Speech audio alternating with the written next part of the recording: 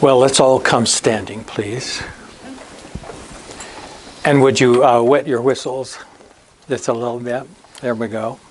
We're all going to whistle together the theme song to the Andy Griffith Show. Here we go.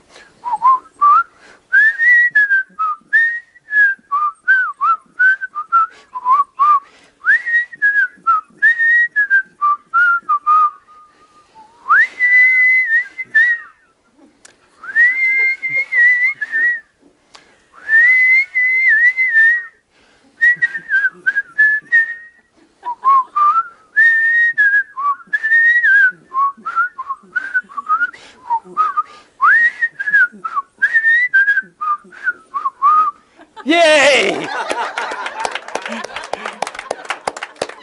You may be seated. I enjoyed listening.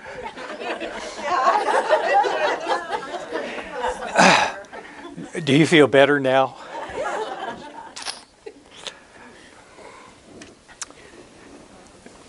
For the entire week, they would rehearse the comedic skit, which would later be performed on live television. They practiced over and over again, and then finally it came to the day of the performance. There was only one problem, week after week, and his name was Tim Conway. Tim was out of control. He could not be mastered in any way to conform. He was the trickster of the group. He was the lord of misrule. And regardless of what the script had designated beforehand, he was not about to abide by it. And so as a result of that, when Carol Burnett, Vicki Lawrence, and Harvey Korman came on the scene along with Tim, they did so at their own risk. Because predominantly it was Tim's job to demolish the script. Not only that, but he demolished them as well. And if you remember, the genius of the show was essentially the fact that the audience got to watch four very professional comedians absolutely dissolve in laughter together. And then it got worse, and the contagion of laughter increased. And the audience was not only laughing at the skit, they were laughing at the destruction of the skit, and they were laughing at the way in which these people were enjoying each other so much it didn't really matter if the audience was there. Wasn't that wonderful? It still is. There you go. YouTube. Indeed. So we have some funny expressions going around. One is, I burst into laughter, which is not quite accurate. Because the genius of laughter is that it bursts upon you. You don't burst with it. It overtakes or overwhelms you. Imagine a creator who saw fit to equip human beings with mirror neurons so that the contagion of laughter would be assured that in any given situation, if a certain group of people were acting ridiculous, the best bets were that you would have to join in and become ridiculous in the process. There's another expression, which is, I nearly died laughing. And by the way, some people have, because the physiology of laughter is so convulsive and dramatic that it can sort of affect your respiratory system. But that kind of laughter actually is the best medicine, because what it arranges for essentially, in keeping with Greek theories of comedy, it arranges basically for a catharsis. And for the most part, we can say this, that your laughter will be truncated, and only to the degree that you take yourself so seriously. So laughter in particular is medicine for the smug,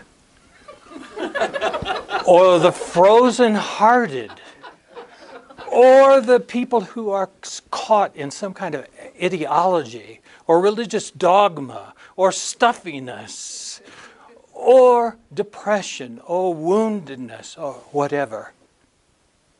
The Creator saw fit to design us in such a way that if laughter took a hold of us, in all probability, we would be healed. I see laughter more or less as a form of baptism. Involuntary baptism, for sure. Because you, in order to laugh, have to abdicate your control. And that's why laughter is so threatening, since it challenges the ego's need for control. So look at this. Laughter arranges, time after time, for the death of your most frozen self. We might say this, that the sum total of the ways in which the Spirit has overtaken you in your life, in many cases, has been associated with the catharsis of laughing and finally being free from the old version of who you were. Laughter arranges for your most recent death. Hallelujah.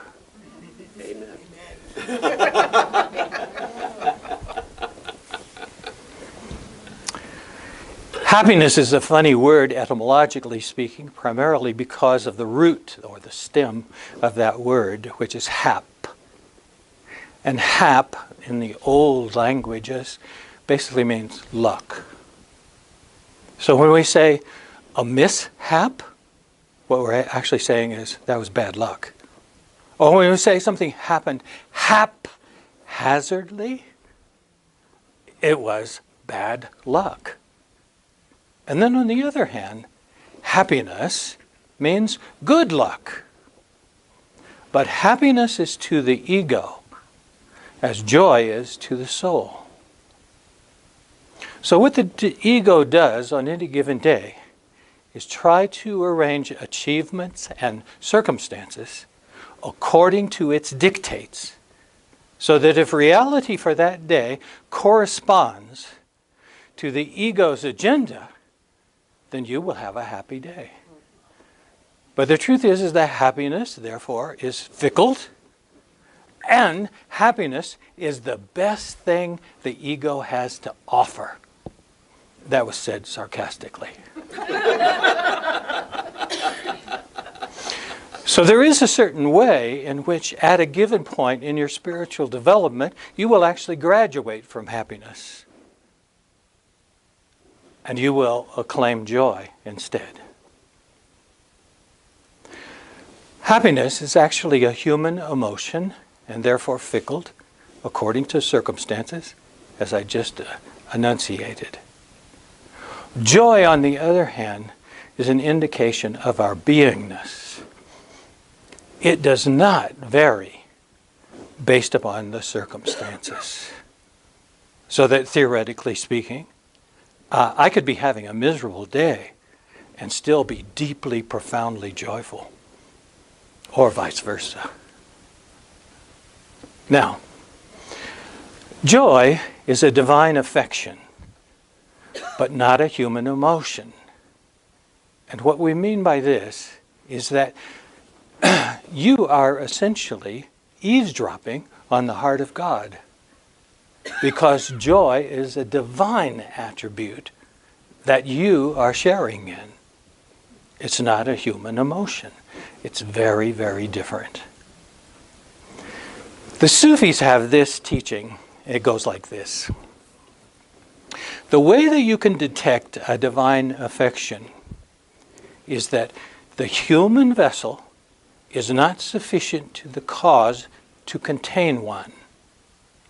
It will, by definition, overflow. So we have words like, I was overflowing with joy. In other words, joy is that affection that you cannot keep to yourself because it demands that you leak. So joy is a leaker's paradise.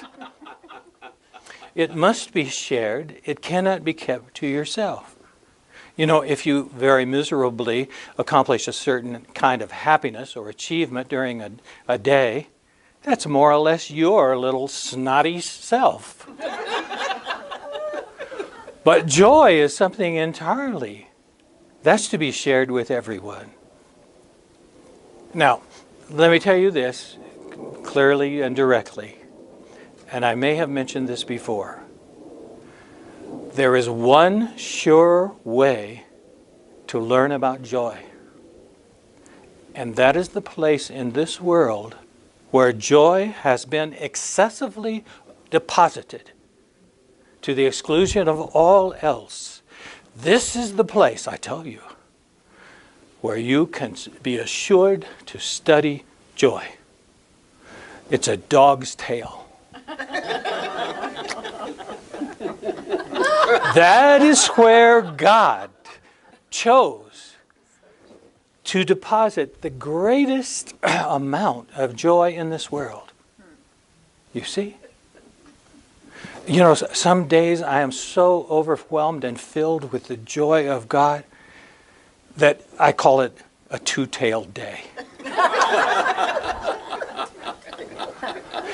Now, we human beings are at a disadvantage, obviously, because we're tailless. And that is a great sorrow to me. But rest assured that all the while I have been talking with you, I have in my imagination been wiggling my butt.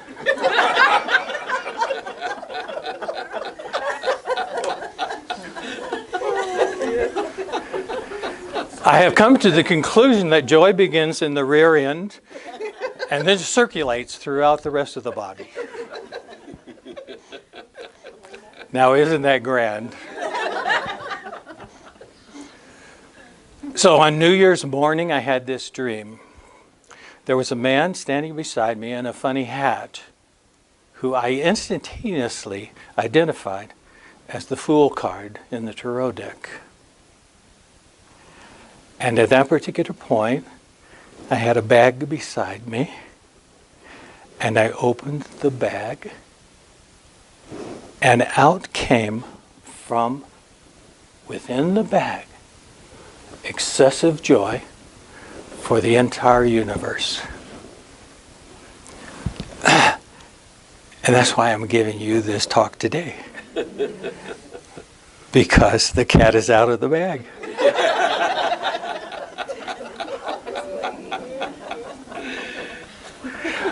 Let me tell you this amazing thing, is that in dreams are often repositories of spiritual energy, by which that energy is making a deposit in my spiritual bank account.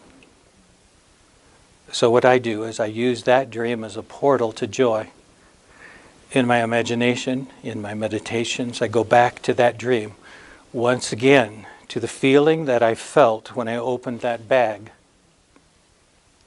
And I allow that feeling to massage me. In other words, something happened in dream, in the other world, that is a fait accompli. It is a message that was designed particularly for me, but in essence it was more of an energetic installation than anything else. And so now I revisit the dream again and again. In fact, what was I meditating on right before I gave this talk?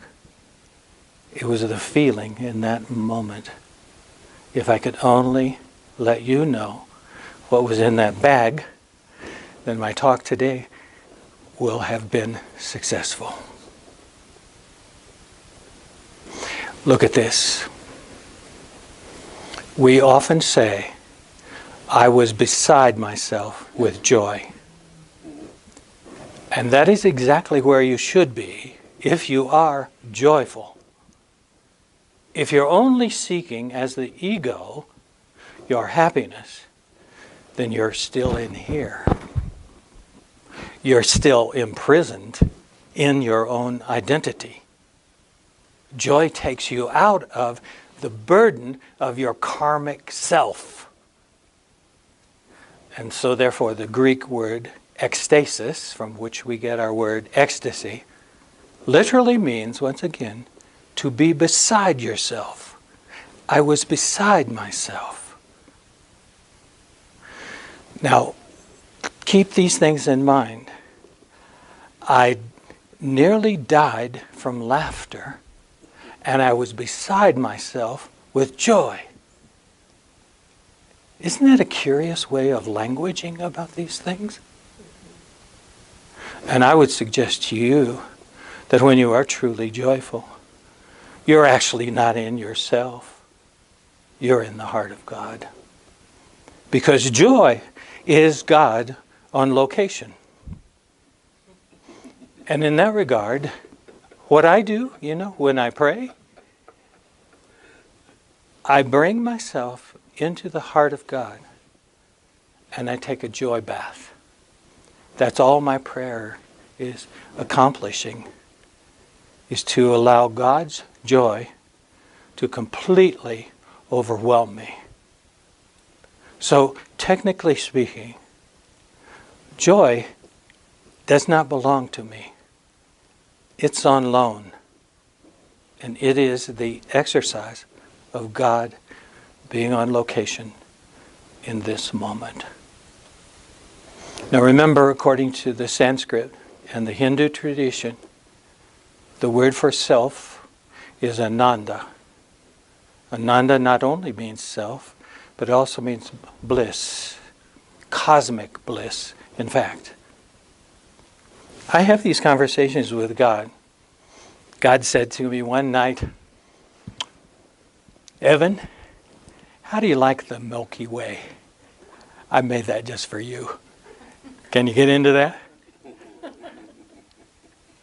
Or how about the Grand Canyon? Do you think that would twitterpate you, Evan? Can you catch hold of my joy? I made all this stuff for you. You're in this show. You're in this grand universal show. I made it for you.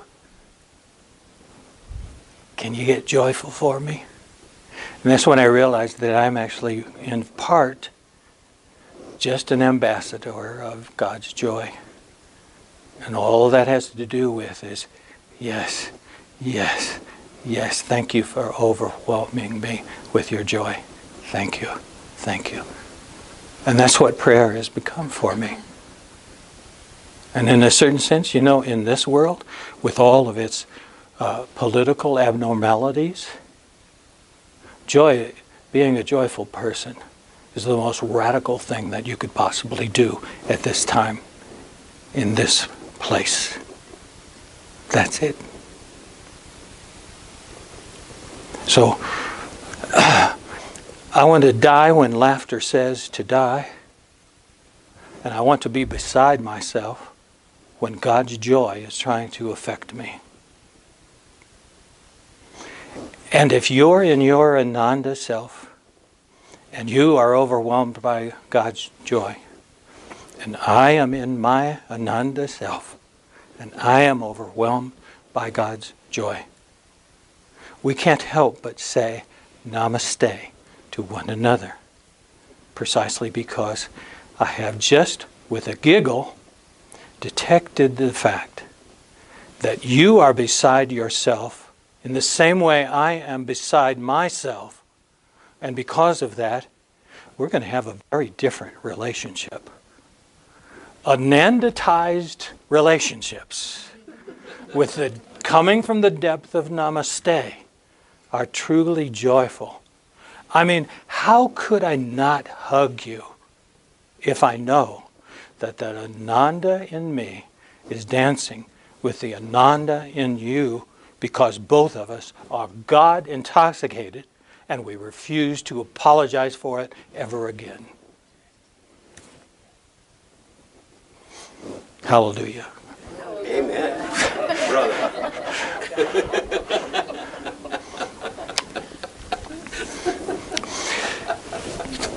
In the Zen Buddhist tradition, there's the notion of the supreme meal. And by definition, the supreme meal consists of whatever's in the refrigerator at the time. But you see, of course, that doesn't depend upon the circumstances of the ingredients.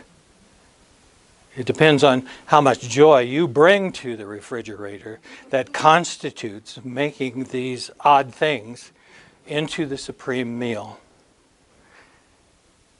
Now, Cy Montgomery wrote a book some time ago that was entitled The Good, Good Pig, about Christopher Hogwood, her pet swine.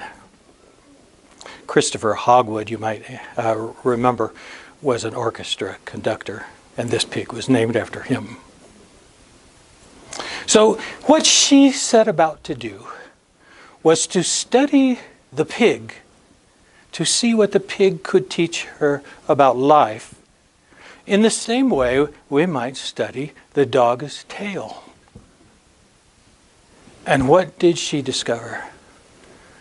She discovered that Christopher Hogwood was a master of the supreme meal. Because from a pig's point of view, it didn't so much matter what the circumstances were providing.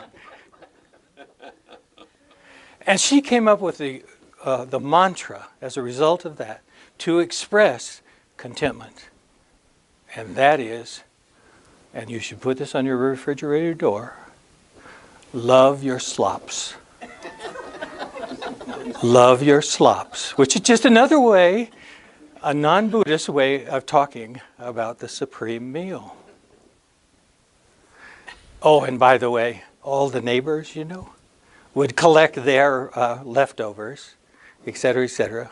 They would put them in the refrigerator to freeze, and then eventually serve slopsicles to Christopher Hogwood.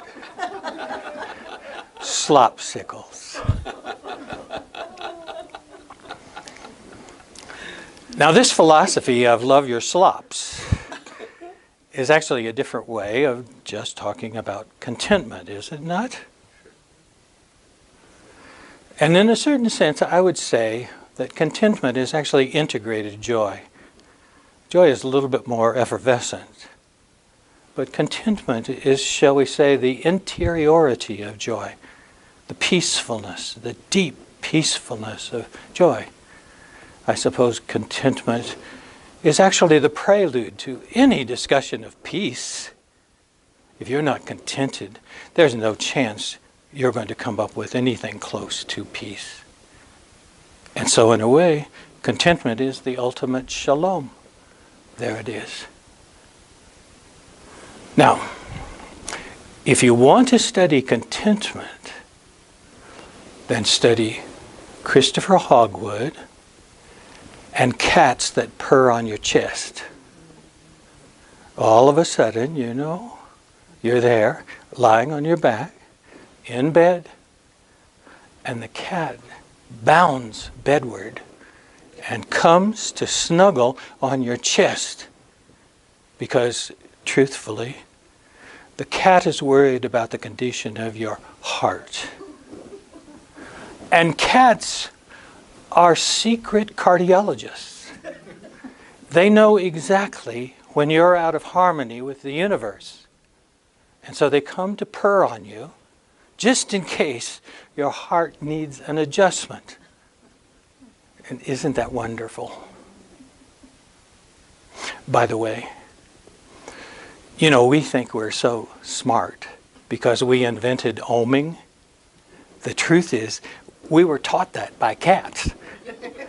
And the original form of om was purr. And then what we sought to do as best we could was to imitate it.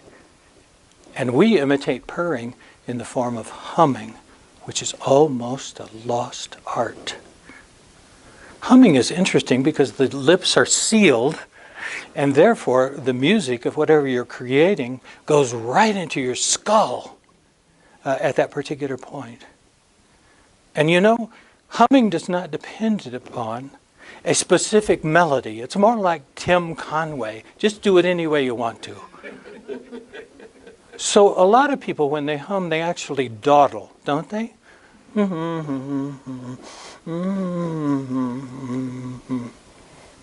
That's just purring for humans. That's all that is. And in a certain sense, if you're going to walk around with earbuds in your ears and listen to foreign music that isn't imported and is not a way for you to hum to yourself, then in all probability you're going to get out of harmony with yourself if you don't hum. Humming is highly recommended. And the extroverted aspect of humming is whistling. And that's the way we got our start. So I say this to you. Watch out for a dog's tail, a kitten's purr, a pig's slop, and the Andy Griffith Show.